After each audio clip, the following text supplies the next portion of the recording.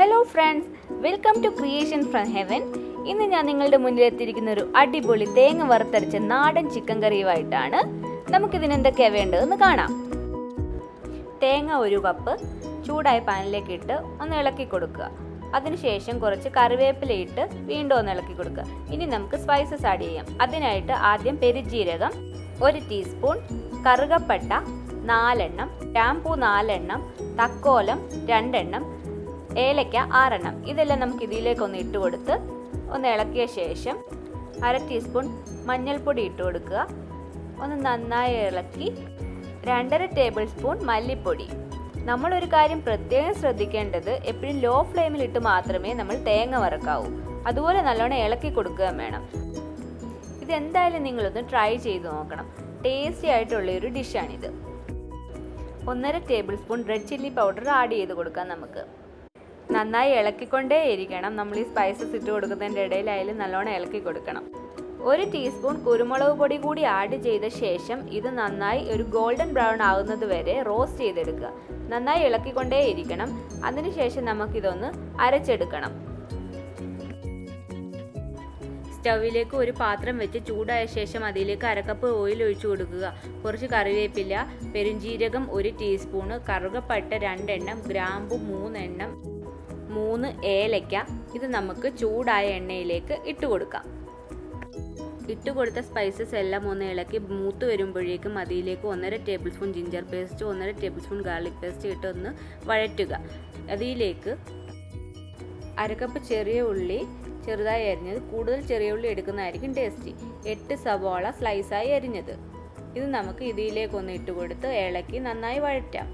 എന്നിട്ട് കുറച്ച് നമുക്ക് കോക്കനട്ടിൻ്റെ പീസസ് ഉണ്ടെങ്കിൽ നമുക്ക് ആഡ് ചെയ്ത് കൊടുക്കും.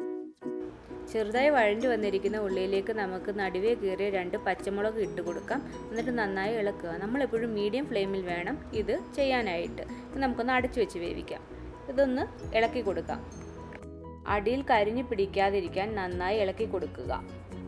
അതിലേക്ക് നമുക്ക് 3 ടൊമാറ്റോ സ്ലൈസ് ചെയ്തത് ആഡ് ചെയ്യാം. വീണ്ടും നന്നായി ഇളക്കി കൊടുക്കുക. ഗോൾഡൻ ബ്രൗൺ ആകുന്നത് വരെയാണ് നമുക്കിത് വഴറ്റിയെടുക്കേണ്ടത്. ഇനി ഒന്ന് അടച്ചു വെക്കാം. അപ്പോൾ ഗോൾഡൻ ബ്രൗൺ ആയിട്ടുണ്ട്. ആദ്യം നമ്മൾ വറുത്ത തേങ്ങ തണുത്ത ശേഷം അരച്ചെടുത്തതാണിത്. ഈ മസാല നമുക്കിതിലേക്ക് ഇട്ട് കൊടുക്കാം. മസാലയും വഴറ്റിയെടുത്ത ഉള്ളിയും നന്നായി യോജിക്കുന്ന രീതിയിൽ ഇളക്കി കൊടുക്കുക.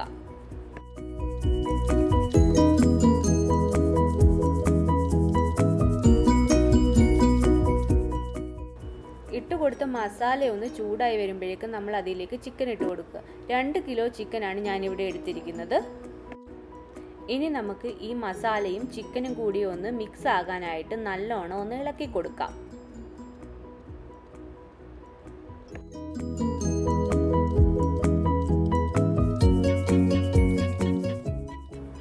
ചിക്കൻ എല്ലാം നന്നായി മിക്സ് ആയി വന്നിട്ടുണ്ട്. നമുക്കിനി ഇതൊന്ന് അടച്ചു വെച്ച് 15 മിനിറ്റ് ലോ ഫ്ലെയിമിൽ കുക്ക് ചെയ്തെടുക്കാം.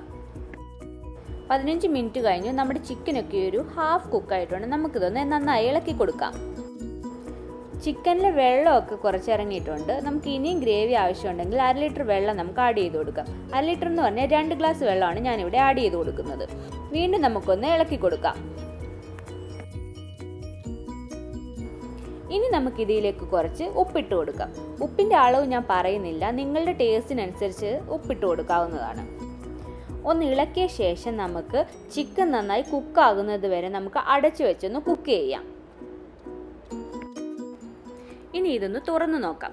നല്ല അടിപൊളി വറുത്ത നാടൻ ചിക്കൻ കറിയുടെ മണം നല്ല തിളച്ച് വെന്ത് വന്നിട്ടുണ്ട്. ഇതൊന്ന് ഇളക്കിയ ശേഷം നമുക്ക് കുറച്ച് കറിവേപ്പില ഇട്ട് കൊടുക്കാം. നാടൻ ചിക്കൻ കറി ഇവിടെ റെഡി ആയിട്ടുണ്ട്. നമുക്കിതൊരു പാത്രത്തിലേക്ക് സെർവ് ചെയ്യാം. ഇത് നമുക്ക് പൊറോട്ടയുടെ കൂടെ, ചോറിൻ്റെ കൂടെ, ചപ്പാത്തിയുടെ കൂടെയൊക്കെ കഴിക്കാം. ഈ വീഡിയോ ഇഷ്ടമായെങ്കിൽ നിങ്ങൾ ലൈക്ക്, സബ്സ്ക്രൈബ് ചെയ്യുക. നിങ്ങളുടെ ഫ്രണ്ട്സ് ആൻഡ് ഫാമിലിക്ക് ഷെയറും ചെയ്യുക. Thank you for watching.